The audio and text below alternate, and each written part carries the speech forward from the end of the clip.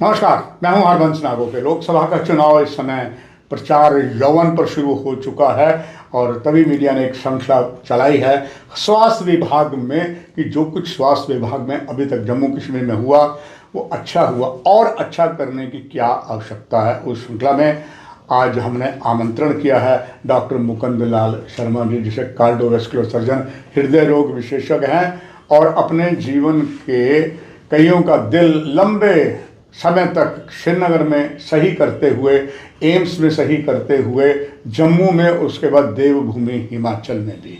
Sir, आपका स्वागत है।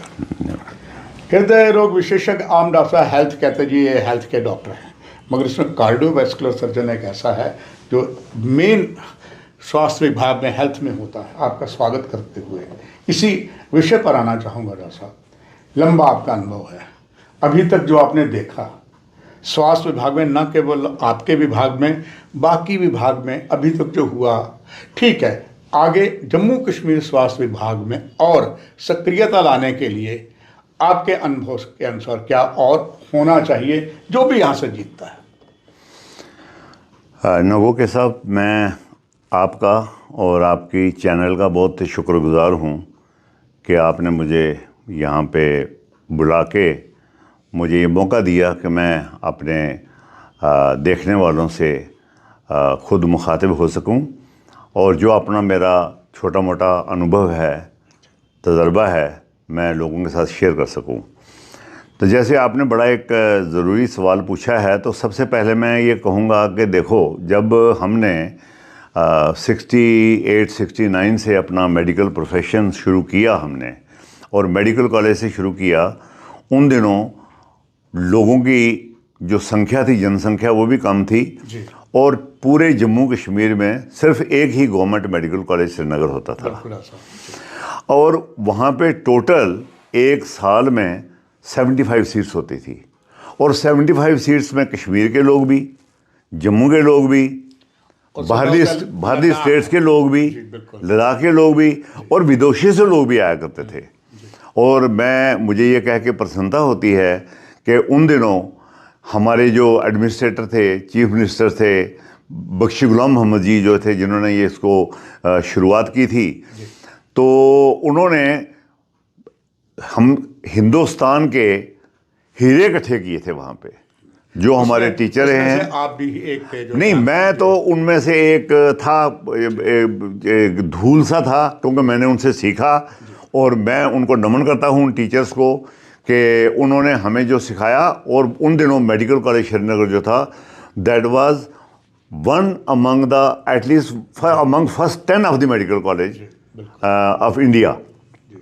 और उन दिनों जो ब्रिटिश मेडिकल काउंसिल थी, उन्होंने हमारे लोगों के लिए प्लैब का टेस्ट भी एग्जम्प्ट किया हुआ था कि आप लोग आ सकते हो टिल 74। आप अंदाज़ा लगा सकते हैं कॉलेज का क्या स्टैंडर्ड था, कहाँ कहाँ से हमारे प्रोफेसर आए थे।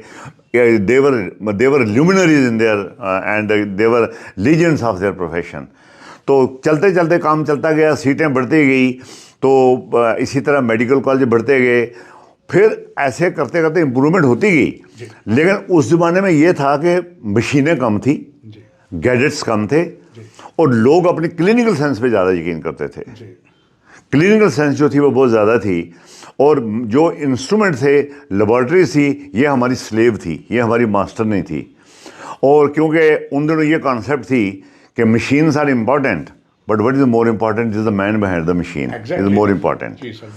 तो वो उस कॉन्सेप्ट पे चलते रहे, फिर तरक्कियाँ होती रही, साइंस ने तरक्कियाँ की, गैजेट्स बने, डायग्नोस्टिक इक्विपमेंट बने, उससे लोगों को और तरक्कियाँ होने लगी। बहुत से मेडिकल कॉलेज खुले, ये अपनी आबादी भी बढ़ती गई। मेडिकल कॉलेज जो एक था श्रीनगर का, उसमें अलग बोन एंड जॉइंट अलग हो गया, ट्यूबरकुलोसिस हॉस्पिटल अलग हो गया, जम्मू में भी आप देखो, आप सुपर स्पेशलिटी अलग हो गया, अब एम्स बन गए, ये सारी तरक्कियाँ हो गई हैं, सब कुछ ठीक है, मेडिकल कॉलेजेस भी बहुत आगे हैं। लेकिन इनमें कुछ थोड़े से नुकसानात भी हमें लग रहे हैं। वो ये है कि हमारे पास इंफ्रास्ट्रक्चर जो है वो सब चीज़ों के लिए नहीं है, तादाद लोगों की ज़्यादा है, क्वांटिटी बढ़ गई है, क्वालिटी पे थोड़ा सा कंप्रोमाइज़ है, टीचिंग फैसिलिटीज़ की अभी उतनी कमी है और शायद इस वजह से हमें इसके ऊपर पैनी नज़र रखनी पड़ेगी ताकि लोगों को नुकसान ना हो और बहुत से लोगों को फ़ायदा हो। डॉक्टर मुकुंदलाल सर, इस वक्त अगर हम देखें तो हमारे पास इस समय जो फिलहाल दो ऐसे कैंडिडेट इस समय चुनावी दंगल में हैं।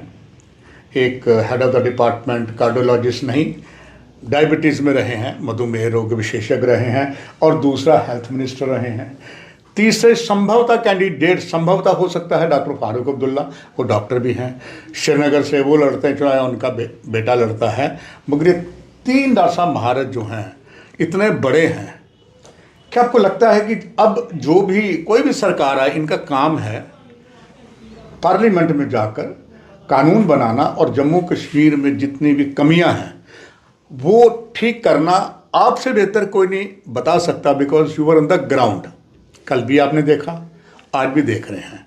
दर्शकों के लिए और उनके जो समर्थक जो चुनाव लड़ रहे हैं, संभवतः उनके पास भी बात पहुंचेगी, उनके समर्थकों के पास पहुंचेगी। डॉक्टर मुकुंदलाल शर्मा साहब, इसमें जो वर्तमान स्थिति है और क्या अच्छा करने की आवश्यकता हेल्थ डिपार्टमेंट?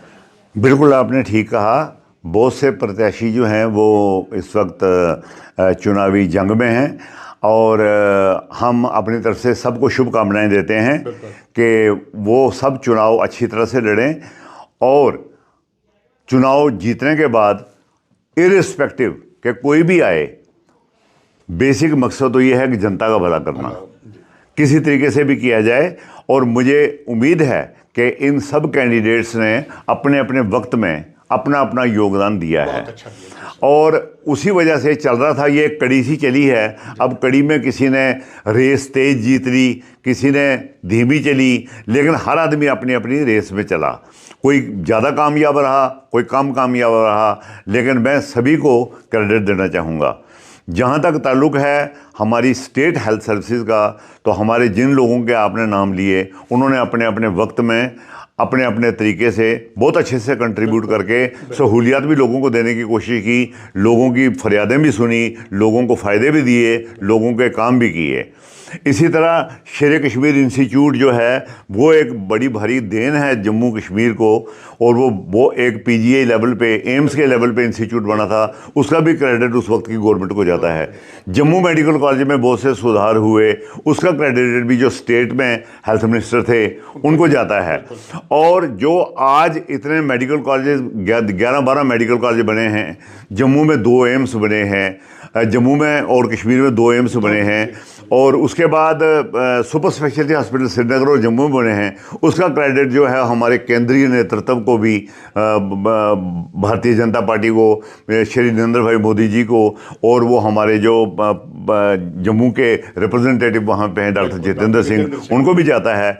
इसी तरह सेंटर में डॉक्टर जितेंद्र सिंह को नेतृत्व के श्रेय जाता है। इधर चौधरी लाल सिंह हेल्थ में रहे हैं, और भी लोग रहे हैं, उनको भी श्रेय जाता है। गुलाम नबी आज़ाद भी रहे हैं सेंटर में, उनको भी जाता है।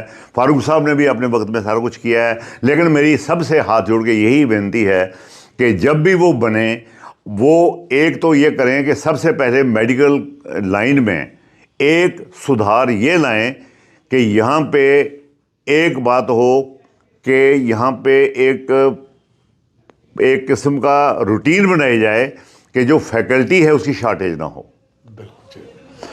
लोगों को यहाँ पे अडॉकिज्म ख़त्म किया जाए। तो ये नहीं कि किसी को 2 साल के लिए लगा दिया, किसी को 3 साल के लिए लगा दिया, फिर किसी में इंटरेस्ट भी नहीं रहता है। लोगों के जो प्रमोशन एवेन्यूज़ हैं वो ठीक रहें। हर एक को पता होना चाहिए कि मैं इतनी मेहनत कर रहा हूँ तो मुझे इसका फल मिलेगा, तो मुझे इसका फ़ायदा मिलेगा।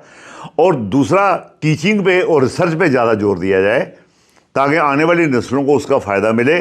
और आने वाले जो हम लोग हैं, हम लोग भी हैं, कल को हमें भी ज़रूरत पड़ेगी तो हमें भी यही लोग ट्रीट करेंगे। तो इनको बेस्ट पॉसिबल तरीके से कोचिंग दी जाए, बेस्ट पॉसिबल इक्विपमेंट लाए जाएं।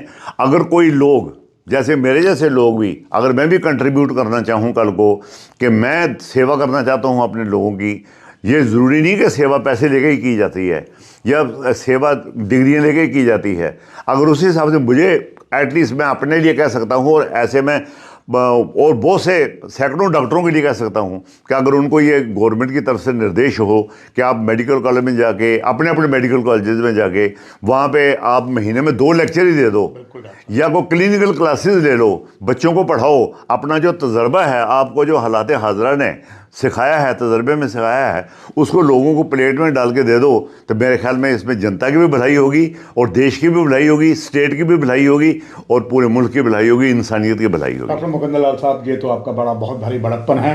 We appreciate. आई रिमेंबर कि यहाँ पर जो एम्स, चूँकि एम्स को यहाँ चलाने वाले सनादा साहिल डॉक्टर शक्ति जी हैं और उन्होंने पहले ये कर रखा है, जितने भी विदेश में डॉक्टर हैं उनको भी वेलकम किया, टेलीमेडिसिन से पाइए, हमें और बताइए, और आप जैसे जो योग्य डॉक्टर हैं उनसे भी कंसल्ट करते रहते हैं। एम्स ने तो डॉक्टर साहब ये प्रथा शुरू कर दी है। जैसे आपने बोला, अभी तक जम्मू कश्मीर में जितने भी मेडिकल कॉलेज हैं उसमें मुझे नहीं लगता कि आप जैसे इतने बड़े साहसी, योग्य, जाने माने कार्डियोलॉजिस्ट सर्जन, किसी ने कहा हुआ आइए डॉक्टर मुकंदर लाल साहब, उधमपुर मेडिकल कॉलेज है, डोडा है, कठुआ है, राजौरी है, श्रीनगर में, ये वैक्यूम रहा है। मुझे लगता है प्रजातंत्र के चौथे प्रहरी का यही काम है, बात को उभारना। एक चीज़ और आपका अनुभव में बांटना चाहूँगा, फिर वही जो चुनाव लड़ रहे हैं किसी पार्टी के भी हैं डॉक्टर साहब, और उनकी जनता जो है सपोर्टर है। डॉक्टर मुकंदर लाल साहब, जब हमारा बेस ही कमज़ोर होगा, अभी तक तो सबूत यही मिल रहे हैं कि हमारे जितने, जैसे आपने भी माना इस बात को, हमारे यहाँ स्टाफ शॉर्टेज है, प्रॉपर प्रमोशन नहीं है, हमारे जो बच्चे MBBS कर रहे हैं हर मेडिकल कॉलेज में, संभवतः वो उनके पास नहीं है। जो इस समय एम्स, जो मैं यहाँ पर अभी काम पेशेंट्स के लिए शुरू नहीं हुआ है, बावजूद इसके डॉक्टर साहब 4th ईयर के जो स्टूडेंट हैं एम्स के यहीं पर हैं, यहाँ से शिक्षा ले रहे हैं, उनका कुछ मिकदार और है, बाकियों का कम है। आज आपका अनुभव मैं इस चैनल के माध्यम से साझा करना चाहूँगा। Let bygone be by gone.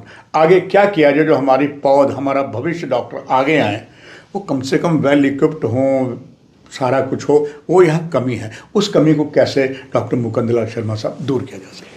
उस कमी को, जैसे मैंने आपको पहले कहा कि एडहॉकिज्म ख़त्म हो जी, proper referring of the post to the public service commission की जाए, लोगों को प्रॉपर फैसिलिटीज़ दी जाएं, इंस्टीट्यूट्स को रेजिडेंशियल बनाया जाए, उनकी पे एंड पर्स का जैसे ध्यान रखा जाए, और मेडिकल प्रोफेशन की एक डिग्निटी जो है उसको मेंटेन किया जाए। मतलब गाली, जैसे गाली गलौज चलता है, हर तीसरे दिन यहाँ पे गालियाँ निकल रही हैं लोगों को, लोग रैश हो जाते हैं। मेरे ख्याल में लोगों को भी अपना बेनिफिट लेने के लिए टेम्पर लूज़ नहीं करना चाहिए। हालांकि ये मैं समझता हूँ कि किसी का जब बीमार कोई होता है तो उसको गुस्सा आ जाता है, कुछ होता है, लेकिन जो डॉक्टर है उसके हाथ में भी सब कुछ नहीं है। He doesn't have any executive powers, वो भी he is on the receiving end always. तो हमें उस बात का भी ध्यान रखना है और अपने टेम्पर को मेंटेन करते हुए, वो कहते हैं ना कि अगर हमने शहद लेना है तो शहद के जो मक्खी का छत्ता है हम उसको लात नहीं मार सकते। We can not kick the beehive if you want honey. इसी तरीके हमें किसी से फ़ायदा लेना है तो हमें किसी को ना गालियाँ निकालनी है, ना मिसबिहेव करना है। तो बाकी ये जो पॉलिसीज़ बनती हैं गवर्नमेंट की, गवर्नमेंट लेवल पे, क्योंकि रश बहुत ज़्यादा है, फैसिलिटीज़ बहुत हैं, आयुष्मान भारत देखो आया है, तो लोगों को बहुत बेनिफिट है। मेरे को बहुत से लोग जो हैं वो मिले हैं कि जिनको ऑपरेशन हुए हैं, हॉस्पिटल में एडमिट हुए हैं, बहुत से बेनिफिट मिले हैं उनको। लेकिन मेरे ख्याल में इसमें थोड़ी सी रैशनलाइजेशन जैसे होनी चाहिए। वो ये कि एक जो नीडी है उसको ज़्यादा बेनिफिट दिया जाए, जो ज़्यादा नीडी नहीं है उसको ना दिया जाए। एक आदमी जो है जिसके पास लाखों की इनकम है, तो ये ज़रूरी नहीं है कि वो भी आयुष्मान भारत की फैसिलिटी ले। He should also contribute something. और हमारे देश में बड़ी मुश्किल से, बड़ी ये अनफॉर्चुनेट बात है कि 3% लोग जो टैक्स पेयर हैं, तो उन्हीं के टैक्स पे ये दुनिया चलती है। तो हमें छोटे मोटे मसले भूल के टमाटर का भाव और प्याज का भाव भूल के हमें बड़ी बातें सोचनी चाहिए, सोच बड़ी रखें हम। तो मुझे लगता है अगर हम सही, हमें हाफ बेक डॉक्टर नहीं चाहिए, हमें डॉक्टर चाहिए जो एक्सपर्ट हों, अच्छे हों, और ख़ास करके जिसमें ह्यूमन टच हो। Human touch is very important. सबसे बड़ा है डॉक्टर साहब, आप देते रहे हैं, आज भी दे रहे हैं, कुछ और डॉक्टर हैं वो भी देते हैं। डॉक्टर साहब, मुझे पूरी उम्मीद है डॉक्टर मुकंदर लाल शर्मा सर कि इस समय किसी भी पार्टी के जो नेता हैं, चाहे वो हेल्थ डिपार्टमेंट से रहे ना रहे, मगर उनको सब ये बातें इस समय चलेंगी, क्योंकि हर उनका समर्थक सरकार भी देखती है। और जो अपने अपने असीम अनुभव के इस खजाने से शब्द निकाले, मुझे लगता है सरकार ही कैंडिडेट भी इस पर करेगी और कहीं ना कोई तो उम्मीदवार ये कहेगा कि डॉक्टर मुकुंद लाल शर्मा ने जो बहुत अच्छी बातें कही हैं हम इस पर अमल करेंगे। बहुमूल्य बातें doctor Mukund Lal Sharma. Thank you, ये आपने बिल्कुल ठीक कहा। और मैं ये समझता हूँ कि कैंडिडेट्स के लिए भी मैं रिक्वेस्ट करूँगा कि मड स्लंगिंग ना हो, एक दूसरे पे खाम खा वो इल्ज़ामात ना लगाए जाएं और अपनी जो उपलब्धियां हैं उनको गिनाया जाए। और जनता को भी चाहिए कि मिसलीड ना हो के खाम खा छोटी छोटी बातों में मिसगाइड ना हो और मेडिकल प्रोफेशन के लोगों से फ़ायदा लें, क्योंकि एक जो डॉक्टर बनता है उसको भगवान की तरफ से बख्शीश होती है, कम से कम वो जालिम नहीं हो सकता। बिल्कुल डॉक्टर साहब, और ये बात सही है दर्शकों, डॉक्टर मुकुंद लाल शर्मा जी ने बहुमूल्य बातें सभी को बताई। आशा है इन पर बहुत से लोग जो हैं नेता भी हैं अमली जामा बनाएंगे। डॉक्टर साहब आपका बहुत बहुत धन्यवाद। धन्यवाद सर, थैंक यू। यहाँ इजाज़त पूरी, फिर डॉक्टर साहब जैसे एक शख्सियत और इस क्रम को रखेंगे जारी। थैंक यू, नमस्कार।